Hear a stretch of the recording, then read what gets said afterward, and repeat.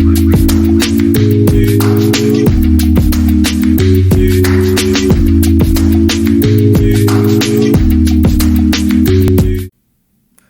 everyone, welcome to the DeFi Scoop. I'm your host, DeFi Dave, and today I'm really excited to have Mr. Yalor Mewn here. Yalor, how you doing? What up, Dave? Good to see you, man. It has been a minute since I saw you with your red Ferrari coat looking fly out front of ETH Portland. Oh, that was so funny. Like, I swear, when that red Corvette just showed up, it was meant to be. It was meant to be. For that picture to be taken. I literally actually thought that you had called it to show up at the venue so that you could like drive it away or something like that. Because you were going to go to the dealership and then the car showed up and you were like, oh, let's just do this.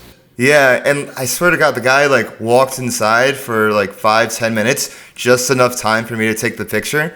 And then by the time I was done, he just like walked out and he left. I'm not even sure if he was part of the conference. It's just like a weird coincidence. I just like showed up and then he was like, maybe I'm lost. And then he just left. It's epic. I don't know. He's laughing about that. How often do you travel because of what you do? And before we were recording, we were talking about like when people ask you what you do, it's hard to describe. So like, can you give like a little bit of background of like who are you? Like, what do you do? And like, what's it like traveling so much? Travel is a huge part of what I do. I'm Yalor Mewn from the MetaCartel and Raid Guild. I run a DAO squad called the Mystic Whales as well, and I'm a member of like tons of other communities that are basically DAO focused communities. So DAO House, Lex DAO, and a bunch of other little projects that are just kind of like circling the ecosystem.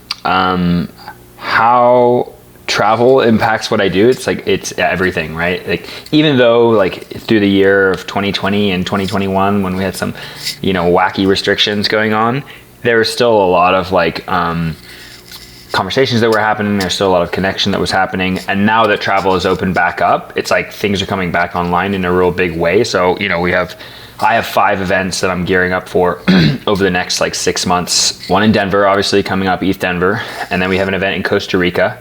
And then we have an event in Germany. And then we have an event in Mexico. And then, who knows, another one could pop up in the meantime there. But it's like, we go to connect with local communities. We go to connect with people who are working or thinking about the things we're thinking about and who want to work on things together.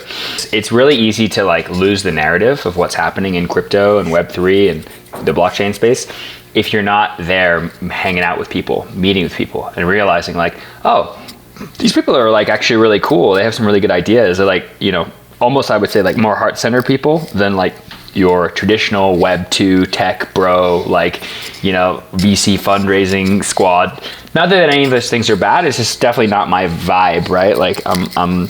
I want to just sit down and talk about value and what governance looks like and what the future of economies could be. And I think you meet all these people who want to do that as well. So travel is a huge part of it. Speaking about connecting with the locally and in person to everyone, it's kind of the opposite of what people usually think about Web3. People think of Web3 being online and anons and conversation always happening, whether it's on Twitter and Discord. But it's really interesting when you go to the smaller events, which I prefer, whether it's ETH Portland or even MCon. MCon was my favorite. And just connecting with just really cool people, like you said. And everyone has very similar value alignment. And it's very interesting just hearing everyone's different take on where we're going with all this. I think some of the most interesting conversations that happen at conferences are not at the main stage, are not at the breakout rooms. They're the people sitting at a bench out front talking about how these two worlds could collide, or at MCon there was a lot of ground circles, right? So it was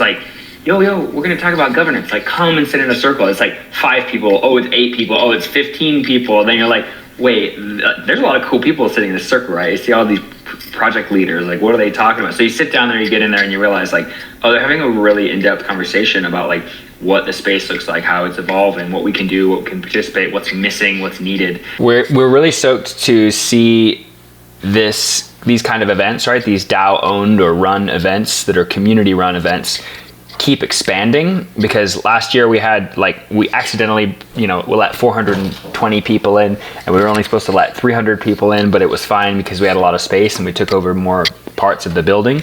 And this year, like, there's no way we're going to have any less than 600 people, right? Because the space is expanding so rapidly. There's so many new projects that are getting involved, and you've got a bunch of new high quality contributors coming into the space as well. So it's like, we're not trying to make money off of these events, right? We just want to bring people together so that those network connections can continue to grow. And that's what I think MCon will continue to be moving forward, is a space for people to come, to connect, to, you know, to tap into the DAO ecosystem, and then find out like where they can fit into this space moving forward. Yeah, so how do you think the conversation around governance has evolved? Especially, like, how was it like at MCon, and how has it evolved since? I think there's a good group of people who is run by a guy named David Ehrlichman, who was introduced through Zach from Coordinate. He brought him in, basically, I don't know if he was actually at the event, but he brought him in, and he was able to rally a group of like stewards who are like representatives from multiple communities into a Telegram thread, and then wrangled them into like building a network, basically. And they were calling themselves the DAO stewards. Now they're calling themselves Groundwork. And Groundwork, the idea is like to create foundational flows and documentation and studies about what is happening in the governance and the ecosystem, what projects are, you know, doing it right, where are the struggles, what's needed, and then to like build up resources around that to keep it open source, to keep, you know, the information kind of flowing. It's been a cool process to watch, because it started as a circle on the ground at MCon, and now they're running their own events. They're doing a DAO camp. They're doing a meetup in Denver as well.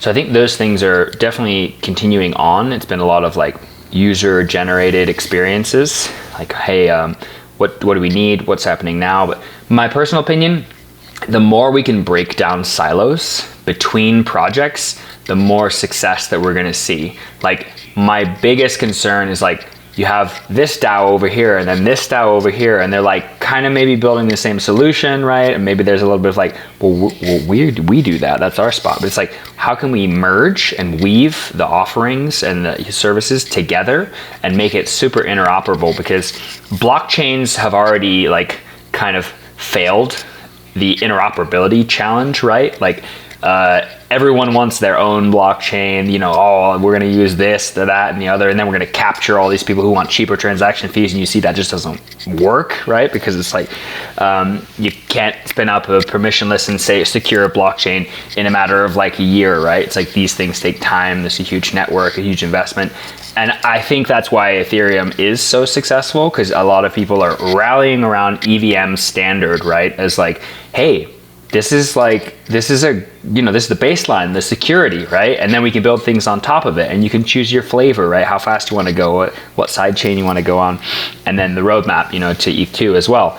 But it's like, we as DAOs, like, this is human stuff, right? These are conversations around how to work out a collaboration. What are the incentive mechanisms, right, look like? How do we bring our communities together? Like, inside the MetaCartel, which is the point of the conversation, we have done, in my opinion, one of the best jobs at bringing a huge set of disparate projects into one umbrella and saying, like, how do we source from within our ecosystem for the things that we need? And we if we don't have it, we build it, right? If we have it, we use it. So it's like, if people in the MetaCartel ecosystem need dev work, you go to Raid Guild, right? You need branding, website, you want to build it, you know, front end, or if you're looking to launch a DAO, you go to DAO House and you spin up your DAO, and maybe you make some boosts, and maybe, you know, you're working with those guys to make custom features or spin up your own front end. If you're looking to get merchandise, you go through the Meta Factory, right? You push everything out through there. And I think like Meta Factory has been one of the most successful because they have so much broad adoption, right? People want that stuff, they want those items, and so, you know, coming up with these scaling issues. But it's like those examples, it's like, right? You're building a town. You know? Exactly. Yeah. Like, you know to me, I mean? like, you know, you want to go to the clothing store, you go here. You want to go to the blacksmith, you go here. You want to go to the Raid Guild. It's like the MetaCartel town. It's like, I view it as like a medieval town, and I can just like imagine it in the metaverse, like all these different buildings and stuff. Sure. Yeah. No, it's that. Did you see that Perchy comic on Twitter with DAO Town, where he has I didn't see that yet. Yeah. I'll send this to you. It's hilarious. It's like a big drawing of all the DAOs and all the like projects in the ecosystem. And MetaCartel has like a taco shop, right? It's like MetaCartel, you know, with our little like taco shack. But then it's like Meta Factories next to us, like Meta Games over in the corner. And so you have all these little projects that are kind of spawning. But it's like we are a town. We're a niche inside a niche, right? But like the cartel itself is like this kind of it's a values vibrational aligned organization that is like bound by like the blood, sweat, and tear commitment of like being friends and being in this industry together, right? We're not like bound by any contracts. We're just like, if I need shirts made, I'm going to use MetaFactory, right? Like that's what I'm going to do. Like if I want to build a new website or spin up a, you know, cool NFT contract, I'm going to work with Raid Guild, right? And we also get the benefit of being kind of first on the list to be able to work with these amazing projects, these amazing developers, like versus someone who comes from like left field and is just like, hey, I heard I saw MetaFactory on Twitter, like I'd love to work with you. And it's like, yeah, maybe for all of these things is overflowing. It's like months and months backed out because it's like there's so few projects doing this kind of stuff, right? And that was actually one of the challenges that we came up against was like, how do we scale our operational infrastructure in a way that doesn't feel like monopolizing? Like we don't want to be a monopoly, right? For like Web3 devs at Raid Guild. We're like, take Raid Guild model and do something else with it, right? Like, so fork it out and create your own entity, your own industry, and use the open source models that we've built so that you can learn and you can get ahead of the curve, basically. So it's a challenge, but that's the challenge that presents itself. Which is actually reminiscent of how MetaCartel was formed. I was doing some research before this podcast, and basically it formed because Peter Pan wanted to join Molok DAO, but he couldn't afford it. And so me and told him, like, you should just fork it and start your own DAO, and that's how MetaCartel started. So can you like give a background of the history of MetaCartel and kind of like how did you get involved in it? Yeah, sure. So that is the story. Peter Pan, great guy, rejected from Molok DAO, but friends with Amin. And he was like, you start your own DAO, right? So MetaCartel was the first fork of Molok DAO, the infamous Molok DAO, like, you know, MVP DAO contract that was created at Ethereum Denver, basically. He, you know, had this vision for what he wanted to do. And Peter's a very driven person, so like when he goes around knocking on doors and telling people he's going to get this thing spun up, people listen, they wake up. So I think it was bear market vibes of like 2018, and he was like collecting 10 ETH pledges, which at the time was like $1,000, maybe $1,500, and it's like, yeah, sure, like Mariano will pledge and Yaniv will pledge, and like, you know, all the homies will pledge into the DAO. It's like, you know, not that much money, and like here we are, like, you know, in a slight dip, but still like, you know, 5x, you know, 10x prices on that, which makes a nice sustainable treasury. But, you know, he wanted to create something that was values and visions aligned with community first as the ethos. And so on our GitHub, you can see our MetaCartel community first manifesto, which we try to get people, as many people as possible, to read and really think about, because it's not so much what you do, it's how you do it inside of our community. And we've had people come in who are like amazing contributors or super powerful, but they're like, they just had some shady motives, right? Or they just came across as like a really extractive, where it's like, all right, you're like definitely trying to like maximize your return on investment by like pushing these buttons. And that becomes apparent, very obvious, very fast. And so people like that don't really thrive on their way out of the group. But Peter, I think, was the one to kind of seed that culturally and kind of make that the standard, right? Where it's like, we are investing in others and each other, right? Like in the beginning, there was no money to invest in anyone, right? It was small, tiny little grants. It's like, especially during a bear market, right? Builders build the best during a bear market because there's no distractions. When you're in the bull market, it's like, there's so many things, so many like NFT projects, so much, everything's popping off, everything's worth money. And you're like, oh my God, what do I pay attention to? But like during the bear, you form the bonds with people that you will build with and do things with forever.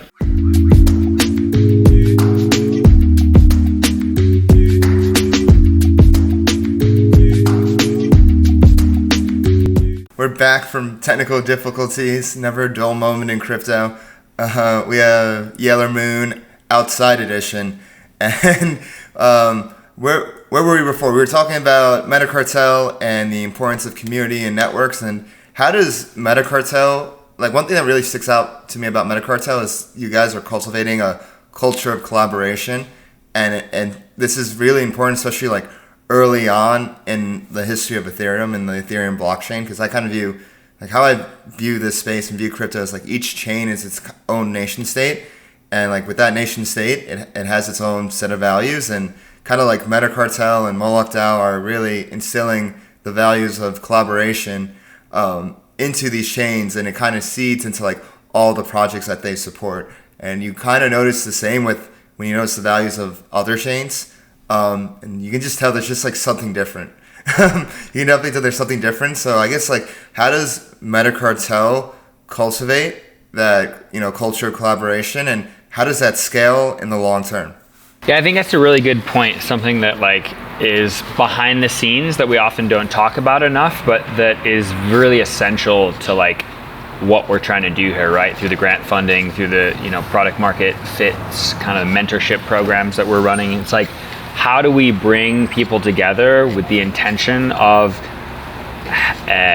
encouraging the maximum amount of collaboration? Now, it's easy to do that when you're like inside the Ethereum ecosystem, because there's so many different directions that you can go inside of Ethereum. It's harder to do that when you're like in different blockchains, because different blockchains are effectively trying to repeat this similar solution with different security features that Ethereum has already kind of come up with, right? So it's like, I don't find like we, the MetaCartel, are like really excited to like talk about, you know, future scaling solutions and all this kind of stuff, but you don't see a lot of MetaCartel people who are like, hey, let's go and work on Solana, and then like bring that back into the MetaCartel, because it's like we've chosen our ground, right? We're like homesteaders, and we're like, this is where we're gonna build our town, right? And we're like, anyone who wants to come into our town, like, yeah, come on in, we'll collaborate, we'll give you resources, we'll give you whatever you need, but you have to make a stand somewhere, right? And we've made a stand in Ethereum, we're building in Ethereum, and that's where we believe the growth in the future will happen. So it's easy when you do that. Now, the idea of like cross collaboration, you know, cultural seeding, like that can extend beyond, you know, ETH or layer 2s or, you know, different kind of technology discussions, and it can turn into like just regular discussions, right? Where it's like, oh, cool, what are you working on or building over here that we would learn from and once again support.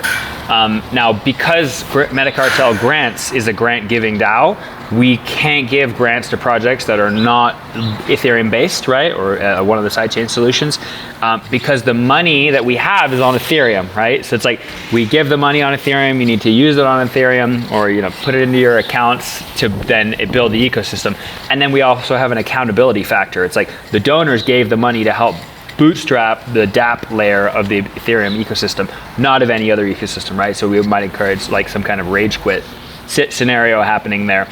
But we are super open, right? Like with the way that we do events, with the way that we like provide support and like have conversations. I think anyone's willing to, you know, step up and spend some time with the team early on. We just launched the MetaPod Accelerator Program, which is going to be a one-day DAO pitch competition in Denver, where people can apply and bring their ideas, receive funding, and then get whitelisted into a 6-week accelerator program that has like some of the best minds from our ecosystem in it. They're providing support, giving feedback, mentorship, and all that kind of stuff. So it'll be a really cool opportunity for people to come and engage and like kind of do their pitch, you know, like bring it to the table and see if they can make it work. It's more focused on the DAO space, the DAO side of things. But I think one of the strong suits for us has been giving people the freedom to play, right? Like MetaCartel is not a company, and people are often like, how does MetaCartel work? And it's like, it's literally a cartel. It's this loosely formed but strongly bonded community of individuals who are doing all kinds of things, right? It's like, you think of the cartel, they got their hands in everything, right? Same thing, we got our hands in all kinds of different pies, right? All kinds of different projects. And many people have their main project and they moonlight to some other projects, or they have their vision of what they want to create. And some people just come in and they're like, you know, it'd be really cool to do this for a community. And they find that the support of the MetaCartel is very like open-ended. So it's like, oh, do you want to build, like I had a guy message me like 6 weeks ago who was like, I want to build a tokenized Discord engagement bot that allows people to like upvote and downvote on grant proposals for the MetaCartel, and by engaging they get paid in tokens like through a double-sided marketplace. And I was like, that sounds amazing. I was like, I can't imagine any other place where it would like be a better fit than inside of our community, right? Because we're looking to like up level the amount of engagement that the grant proposals get, so it's not the same people making the same decisions every time. And if you put some layer of incentives in, it works. And like, you know, he only wanted like $2,500 to build this. And it's like, if it works for our community and it's a good foundational base layer, then you can take it to every Discord server that has a grant engine in it can use it, and the community can crowdsource grants, and you can reward that activity, that behavior. So things like that, I think, are a sandbox, right? For people to experiment, to play, to bring their ideas, and then to find people who can help them iterate in a rapid manner on what that sandbox becomes. Like DAO House itself, this amazing like juggernaut now, was started as an idea, right, between 3 guys, and they, you know, got a small grant from the MetaCartel and became really, really powerful contributors. And then we're like, we're building DAO House, right? Let's own the Molok DAO meme, right? And so they really made Molok DAO get to the next level, and are now making Moloks like the standard DAO for so many people, right? They scaled out Molok DAO, basically. I just had Spencer on. Exactly. Actually. Yes, Spencer's great. And Spencer came in through Raid Guild. Like, so, you know, Raid Guild received a small grant from the MetaCartel in the early days as well. And that was where I joined the MetaCartel, was from Raid Guild as well. Like, looking for some way to do something with a bunch of people and put some talkers in the room with developers, and they'll find something to do. But Spencer's company hired Raid Guild to help build something for him, right? And he liked the way we work so much that he was like, I think I'm gonna like leave my company and go work for Raid Guild. So, and then he went from Raid Guild to DAO House, and now he's core at DAO House. But it's because he found the challenges and the opportunities that are available inside this ecosystem to be aligned with his personal values, to be so, you know, interesting to him that he's like, you know what, I can't really work for this company anymore because like it's not doing it for me, right? So if I can make this work for myself financially and go full Web3, then that's really where he wanted to be, and I think he's a perfect candidate for that. It's very philosophical. I mean, you're definitely noticing a MetaCartel pipeline here. You gotta go through Raid Guild, and then like maybe you're into fashion, so you go to a Meta Factory. Maybe you're into DAO, so you go to DAO House. Maybe you're into something else. Like, what are like the other, I guess, like stores in the town, in the MetaCartel town, that make up the whole MetaCartel ecosystem? I mean, you've definitely got like the Metagame, right? Metagame was a really, really early project, and that one's like a slow juggernaut, like building and building and building.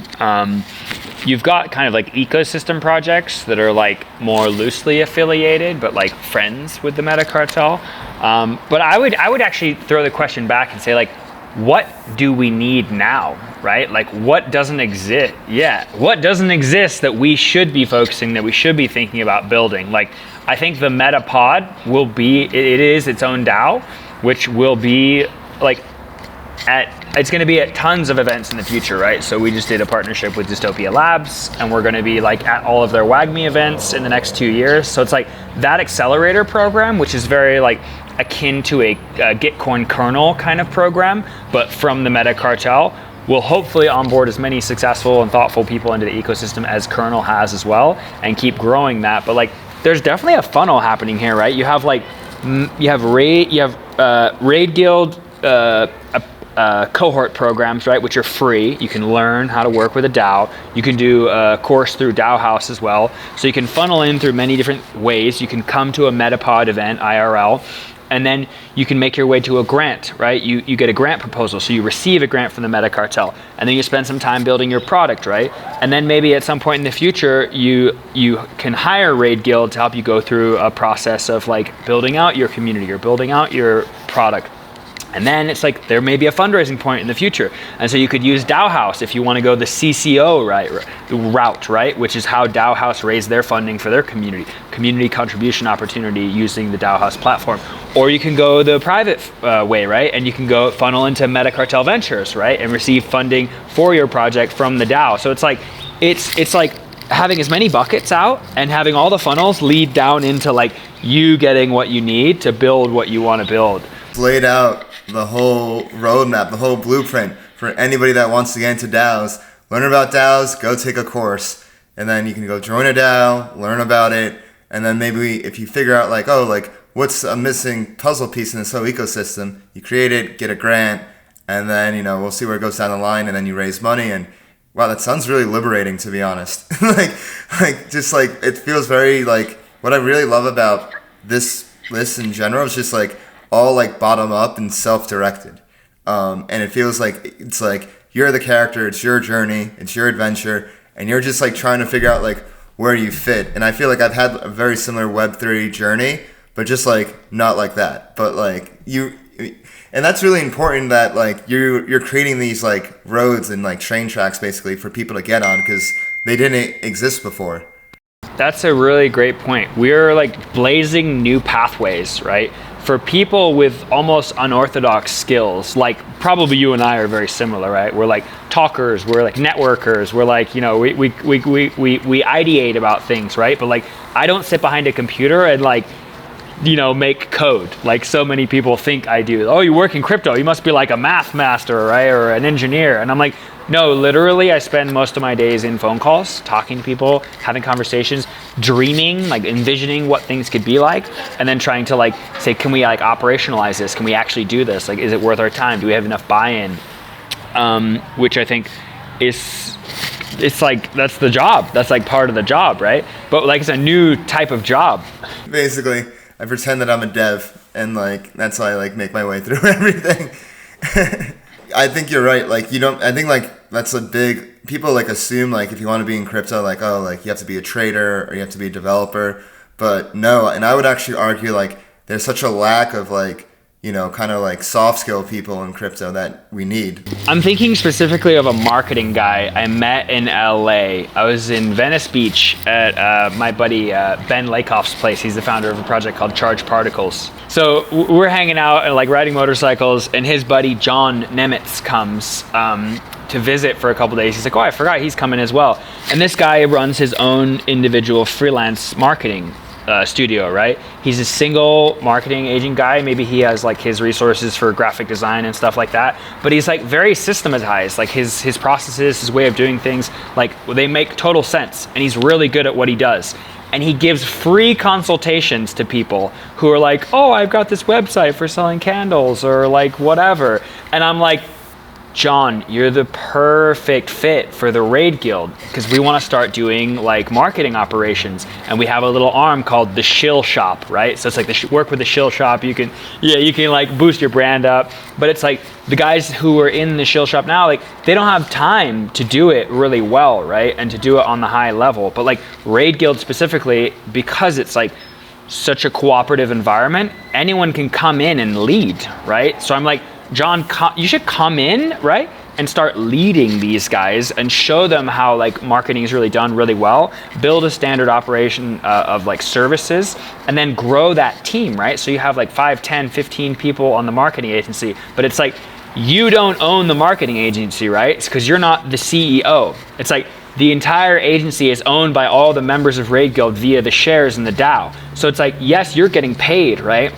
And you're contributing your time and your effort into something that we collectively own, and you have a portion of ownership, but you will not be the guy who gets to sell the company at the end of the day, gets to decide like, you know, who gets paid what. Like everyone at Raid Guild requests their own salary. They, you know, and if someone's like, I want $300,000 a year for doing like tweets, we're like, you know, that's not going to work, right? We have to find someone else. But it's like the standard is like, request what is reasonable for your level of expertise, you know, and we have people who make standard rates for doing all kinds of things all across the board, but it's giving people that choice to say like, you know, what do you want to make? What do you need to make, right? And if it exceeds what our clients are willing to pay, or what, you know, we ourselves think is reasonable, then we have a conversation about it. But it's all transparent, right?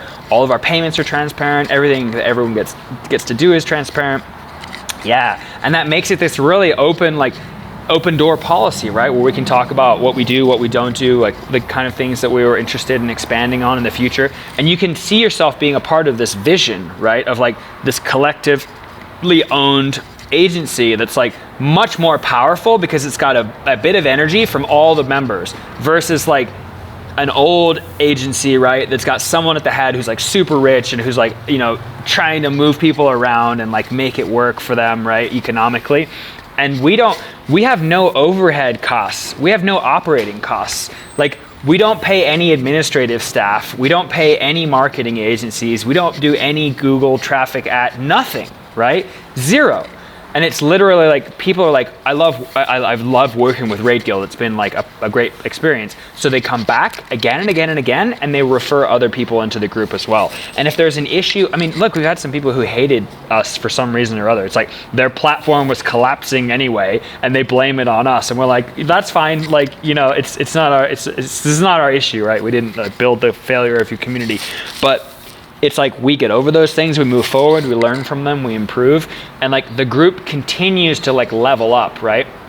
And the more that we can like bring more people in and consume more human vision, right, or more human power, it's like I say like if you think of Molok, right, the demon, like the child slaying demon, the imagery, Raid Guild is like the anti-Molok, right? Like consuming humans and then building and getting bigger, and it just becomes a beast where it can actually like fight Molok, you know, but it's all the people.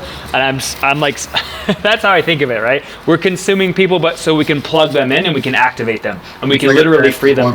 Basically. Like they're all plugging together. I should have someone draw that and make it into an NFT. So funny enough, we are writing the Gitcoin comic right now. Milwaukee hired Raid Guild to actually publish the comic as like having it done by the community. So artists from the community are collaborating with Gitcoin artists, and our mage smiths who write articles for the different projects we work on have been taking that on, and it just looks so amazing. I can't say any more about the episode that's coming up, but it's been such a cool collaboration to work with him and to bring that vision to life as well, right?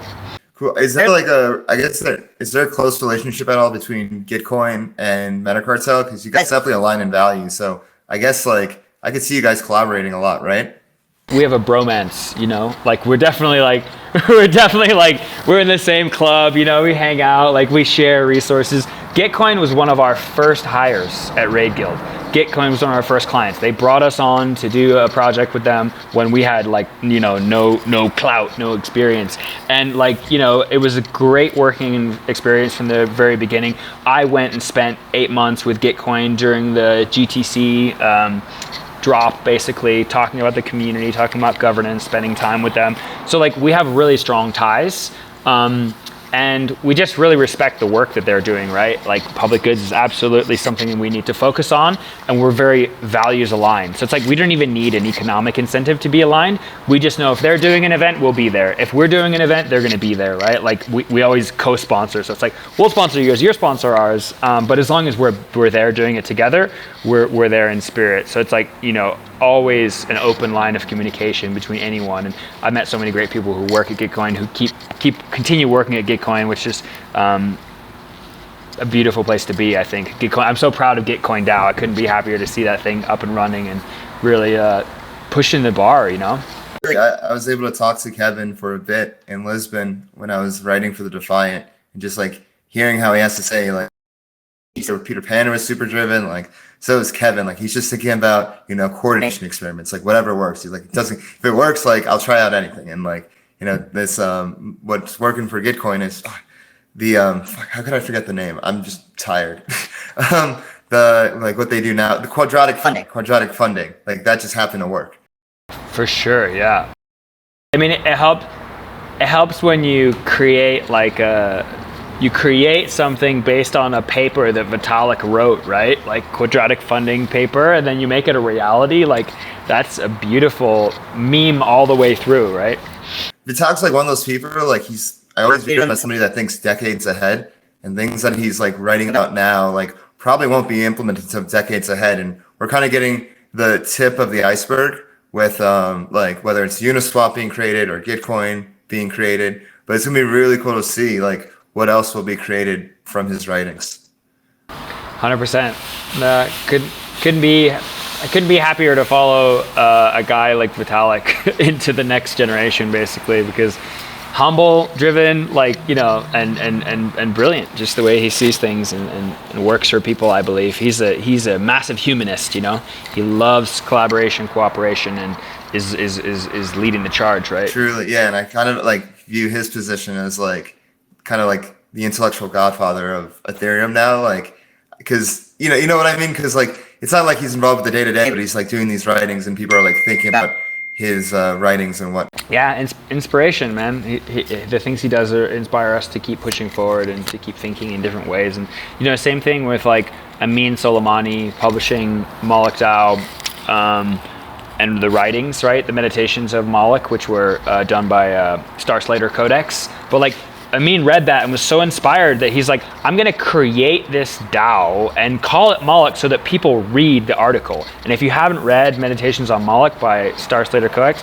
go find it, go read it. It's like 47 pages of like a quarter of it or half of it. Okay, I read it at an ETH Denver event, right, with like headphones on in beanbags, and it took like 4 hours. But I was like, once I got through it, I was like, oh wow, like this is it. It's just my new level of mind has unlocked, and I think that was exactly what I wanted. You need to have a DAO slave. You just need to have someone that's like willing to do whatever for a DAO to like get things rolling. Otherwise, it's just not gonna roll. And I'm just like, all right, I'm. You know what I mean? Like, and I really like that term, even though it's like DAO slave. I wonder if there's a better way to word it. It's like BDSM culture though, right? Like a slave in BDSM culture is like they're kind of enjoying it, right? Like they're getting like whipped and spanked and hooked and everything, but they're like, yes, right? And in a DAO, you're like, I have to push all the buttons and I have to get all the people into the room, and like there's a power behind that makes you feel like you're doing something really great, right? You're like, I am contributing my energy to help make this thing a reality, and I am coordinating all these people that have not coordinated before, who have not worked together before, and I'm helping manifest the vision. So like that slave is a labor of love, and that's what I find the best the best DAO slaves are the ones that love to do it. I feel like there could be a much better onboarding process for people like DAOs themselves, you know what I mean? Dude, we are working on this exact thing right now. So this is the alpha leak, but like the Mystic Whales is like my squad, and we are like basically working on like user empathic flows for DAOs and communities. Like, what does it look like when you join a Discord? Is it one channel? Is it 5 channels or 500 channels? And like, if we're giving people 500 channels to sort through, like, what does that make people feel like when they're coming into a community and then trying to figure out, they're trying to like click on a few things? And like, I've got to say, like, my guy, Jeremy Klein that I work with, he's a core contributor to DAO House and the creator of the MetaPod program, is just a visionary. Like the way that he designs these patterns for people to engage and to click through, like, oh, read a little message and then click on something you're interested in, and then see 2 channels, and you want to find out about something else, click on something else, right? And then it's token gated, so you got to go buy this NFT. Like, I find it to be really fascinating and to be the best way to trickle information to people, right?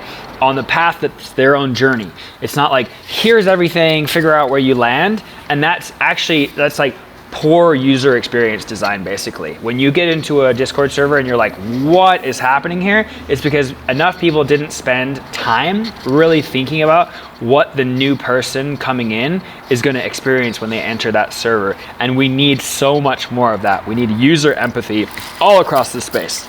User empathy. I like that word a lot. Like, because if we want to like onboard the next million or next billion people, like, we're going to have that in mind. If we talk and if we speak about our values and how the technology reflects our values, and if we talk about the community being the most important thing to society and to the projects that we're working on, and we make that front and center, we make that part of our vision, our mission, our manifesto, that will be the filter for people who are like, wait, I don't get that, I don't understand, I'm here to make money, like I'm only here to like degen. It's like, we have to make that more apparent, right? Where it's like, this is a space that is expanding the possibility, like the mental space of humans, right? People join this space and they get inspired to do things that they never thought they could do before. I see people quitting their job at Facebook, Amazon, and Apple and going like, this is dope, I'm gonna like work in Web3, right? Whatever that means, is a very vague term, but it's like they're joining like a movement. I see it as like a movement, right? They're like, let's build new institutions, let's build new tools, and let's do it together, right? Let's build things together, because we don't need corporations, we don't need, these old bloated institutions anymore. We have the power to coordinate directly with one another and to do it in a more transparent and more effective and a faster way globally. And that the thing that's actually holding us back is government agencies, is institutions, right, from adopting and participating in this conversation. Because if they really wanted to be a part of it and they weren't over there going like, how do we tax this? How do we regulate this? How do we make, it's like, just join the conversation, right? Come to, just be a part of it. Like, because eventually we are gonna merge, right, at this point. And the stronger cultural narrative that appeals to more people will be the one that wins, I think, right? So it's like, what do you want to hold on to more? Do you want to hold on to the spirit of like collaboration, of future, of equity, right? Of like working for things that are liberating millions of people all around the world? Or do you want to hold on to the narrative of like, well, we've got our shit already, right? We've got our systems, we've already got this, and it's like too complicated to change, and it's like, this is it's like tangential, right? It's either all or nothing, in my opinion. It's either all or nothing. Like, we succeed and we change the world, or we become obsolete, right? Or get captured by Visa or something like that. And I don't think any one of us would let that happen. I'm personally gonna go move to the jungle if that happens, man. I'm gonna live as a farmer or something like that, because I'm really here to change things. We'll just start a commune. Costa Rica, let's go. Yeah, I think we're gonna wrap up pretty soon. Do you have any like last words you want to tell people, like where they can find you, or just like any last tidbits of wisdom? I mean, I'm always available in the communities that I contribute to. I don't DM me on Twitter, because I never respond there. But it's like Raid Guild, MetaCartel, DAO House, and MetaFactory. Like, in any Discord server, I'm available there. And events, right? Like, come to MCon, find your way into some of our events, or find us at ETH Denver. Really, truly, like, ask yourself what you want to be doing, right? Like, where you want to be and how you want to show up. Ask yourself what communities you want to contribute to in the future, and how valuable is your time to you? Because I found, even working for successful companies, that my time was, I couldn't sell my time enough to help me feel satisfied or fulfilled in my job. And now I don't even ask for money, right? And I'm rewarded substantially for my contributions, and it's not like work at all. Like, I show up and I love every day and every conversation that I have, and being able to connect with people who are like thinking the same things I'm thinking, and it gives me 10 times more energy to get out of bed every day and feel excited to do what I do. And that's a gift, I want that for everyone. You're truly the spokesperson for DAOs, Yalor Mewn. Thanks everyone for listening. If you like what you hear, like, subscribe. Let me know if you want anybody else in the comments. We've been on a DAO streak recently, and I love that.